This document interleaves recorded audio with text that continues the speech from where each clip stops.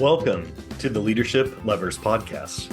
I'm your host, Will Gladhart, CMO at the Culture Think Tank. At the Culture Think Tank, we empower leaders with metrics that strengthen culture, drive performance, and return.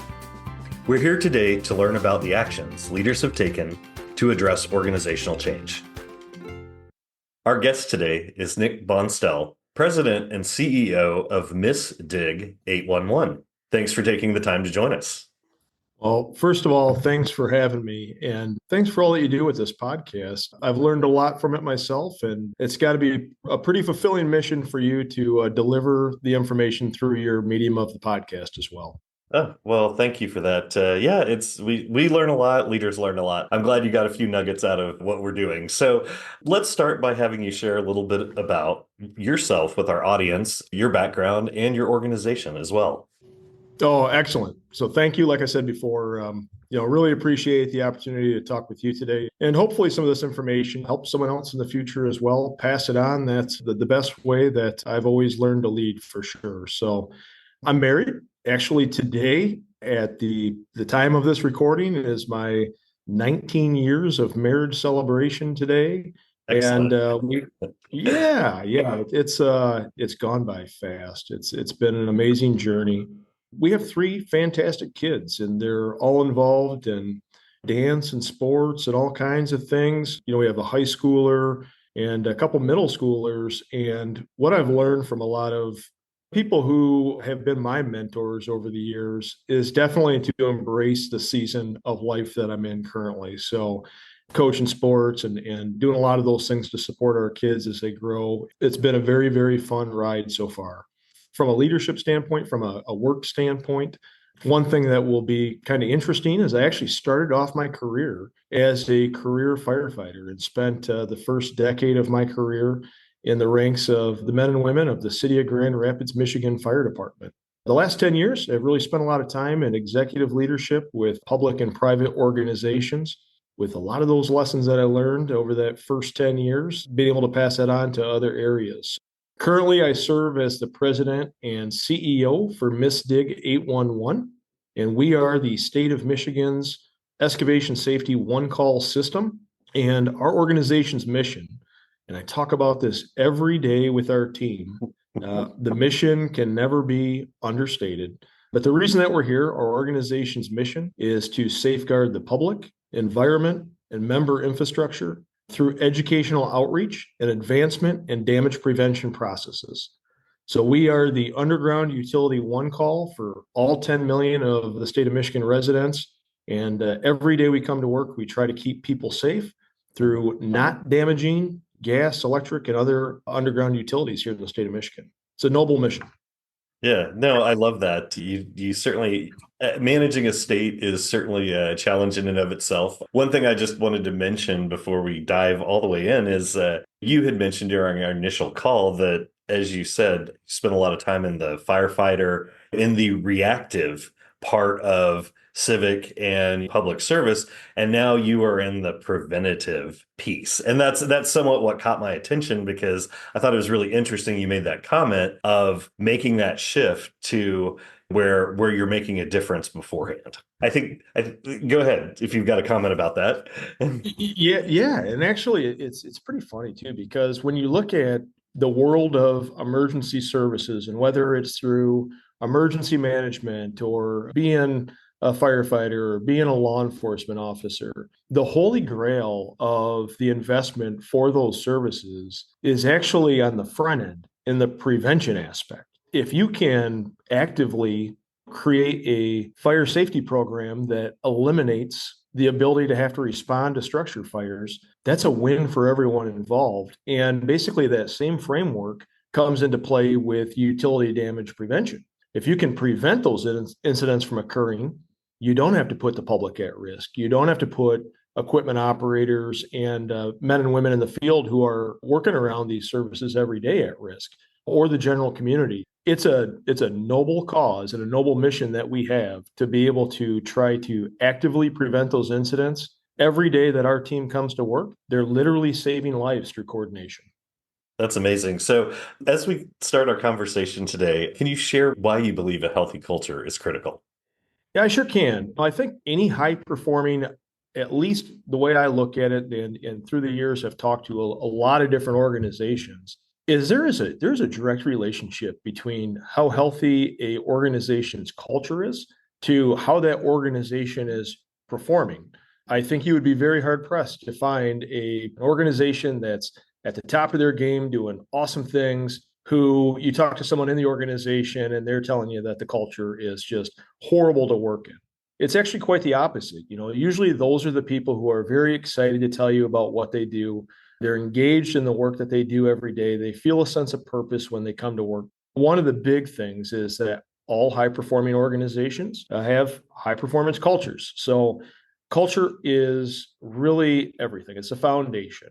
Where I learned a lot about culture, and where I started to really understand the impact that culture plays is really back to my fire service roots. And I learned a couple pretty interesting leadership lessons there from those days. One of them is the fact that you have leaders who literally are brought up to eat last. So when everyone's gathering around a big meal, they are the last ones to sit down. And that is really the servant form of leadership that leads to a healthy culture that says, we're here to serve you. It's a organization that's got origins in service. And what that leads to is a really increased relationship of trust, even to a point where in those cases, that person who's right next to you, you are going to trust with your life. And you're going to verify that through training. You're going to verify that through the way you interact.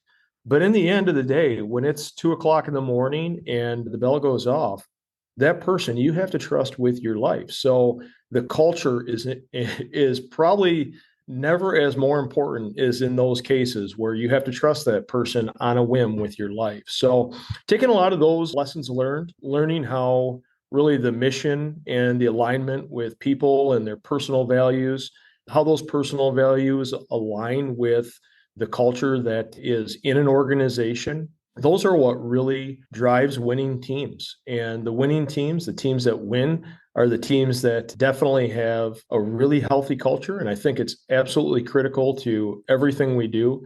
I'll even put it up on a pedestal and say that it is the number one thing.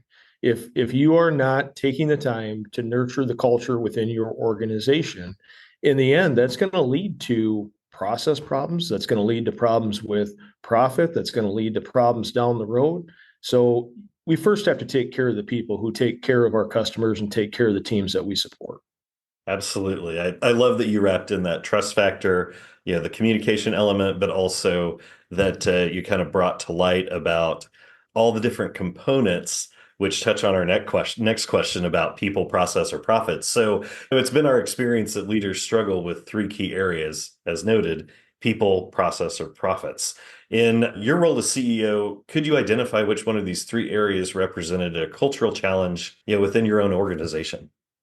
Yeah, I think probably every CEO out there could probably draw conclusions from each three of these areas. And Yes. I don't think there's ever a day in a CEO's life where you're like, okay, we're good. We really don't have anything to focus on today. So there's always the opportunity to improve in all three of these areas. And I'll say for myself, and I'll just kind of walk through my own personal journey, is I'm within my first year here within Mistig 811. It's been a very, very fun journey for me to come into an organization that I've worked with from the outside, but I've never really interacted with on the inside. And one of the very first things that I did is set some time to just assess current conditions and not dive into throwing everything out and reinventing everything, because there's a lot of good things that are working in the right direction. So, what I was able to do in the first 90 days is we have 72 team members statewide. What I did was in the first 90 days, I did one on ones with every single one of those folks. And I learned all about what encourages, what do they like to do on the engagement side? What are they interested in? What are their passions? What are their pursuits in life? And that gives me a really good understanding on the people side as to where I need to focus and what I need to build and what I need to create as far as a situation to set the culture to have a lot of engagement for the future. And one of the things that I did learn in this process was the importance of, and I know we talk about this quite a bit nowadays, but for me, it is very important, is psychological safety. Hmm. And I truly feel that, it's on us as leaders in any organization to create the environment where people feel safe enough to voice their concerns, safe enough to voice when they think something is unsafe, safe enough and daring enough to try new things and really make decisions and not wait for people to make decisions. So for me, my number one goal was to create a really deep foundation of psychological safety. And luckily for me, previous to coming into this role, I had worked as a leader in safety and emergency management within a natural gas utility. And one of the things that we increased in that role was our ability to conduct lessons learned from incident investigations. So if you think about like incident investigations, there's two ways that you can take that. One is it can be a punitive process, or two, as an organization, you can build a culture and say, hey, every time we have one of these, we're going to learn something from it. And the way that we're going to learn something from it is we're going to have the people who were directly involved with this teach us, tell us exactly what went wrong, tell us exactly what we need to learn from. Well, in order to do that, you have to create a really deep foundation of psychological safety. Because as you know, Will, not everyone's just going to raise their hand and say, yeah, let me tell you where I might have messed up in this process. Right. So it took a few years to really build that foundation. It was not something that just occurred overnight. But what a beautiful thing when it does, and all of a sudden the team starts to rally around. Hey, when we have these incidents and we do these after action reviews, we want to be engaged. And instead of waiting for us to put them together, they're putting them together themselves and documenting the lessons learned from those actions. For me, I took that lesson and I brought it over to our current role. And I'm really working to develop that deep foundation of psychological safety and making sure that we create a platform, an environment where everyone can move this organization forward, because it's not just on me, it's on all of us to come up with the great ideas that are going to be the next big thing in what we do. Yeah, I think you definitely identified that, the one challenge was really around the people, but also the process, psychological safety, etc. How did you as the leader go about developing that impacted your culture positively? Yeah, and I think this goes right back to another term that gets thrown out a lot, but it's really servant leadership. And I'll go right back to the roots. A lot of people think when they look at fire service organizations, they look at that organization as really a older style top-down management structure. But really what they don't understand about how that is actually done in an emergency field is the training and the relationships and the trust and everything that's built ahead of time turns into very broad delegation, and it's very not task oriented. So you might be given an overall objective to complete, but you're figuring out the tactics of how you get to create and finalize that objective. And that's one thing that I really am trying to do within our current operation, our current environment, is we want to really embrace the ability for each of our members, each of the people who build this organization, each of the people who come to work every day to really make decisions and to really have the ability to be close to our customers, be close to our stakeholders, and not have to go through large processes to really get a decision made. I think when we do that, it leads to increased engagement. It leads to the ability for those folks to align closer to our mission, and it just increases the attentiveness and the impact on our culture. So, for me, it's not the overall directing, and definitely if we're all looking at me for every single answer, we're going to be in a world of problems here, Will. So that's why we have really, really smart people who are well trained, and we continue to let them do the good decision making, and they are the ones closest to the problem in many cases. Mhm. I love that you speak about, empowering your organization, empowering other leaders, but also, sharing that message across the board in terms of psychological safety, helping others understand that they have ownership in the mission, the identity of the organization, and moving that needle forward. So, as we wrap up today, is there anything else you'd like to share for fellow leaders?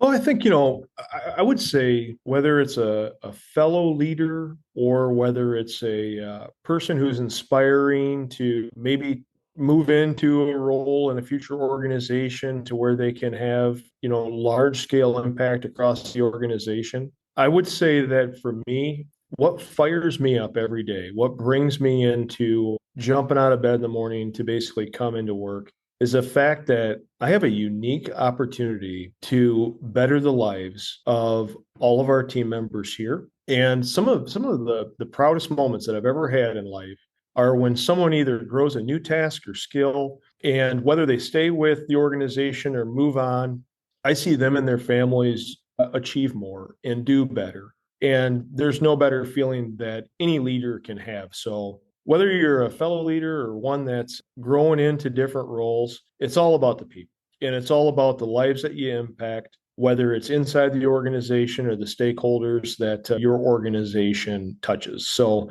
just always keep that in mind, that we are in unique positions, and we should always be full of gratitude that we are in a unique position to impact people's lives in a very positive manner. Yeah. So, Nick, I've enjoyed having you on our Leadership Lovers podcast. Thank you so much for your insights. All right. Thank you, Will. Thank you for joining us on the Leadership Lovers podcast. Find all our Leadership Lovers episodes on the Culture Think Tank website at www.theculturethinktank.com or listen on your favorite streaming platform. We'd love to hear from you about the challenges you have faced as a leader. Tune in weekly as we invite leaders to share their experiences in strengthening culture and performance, one action at a time.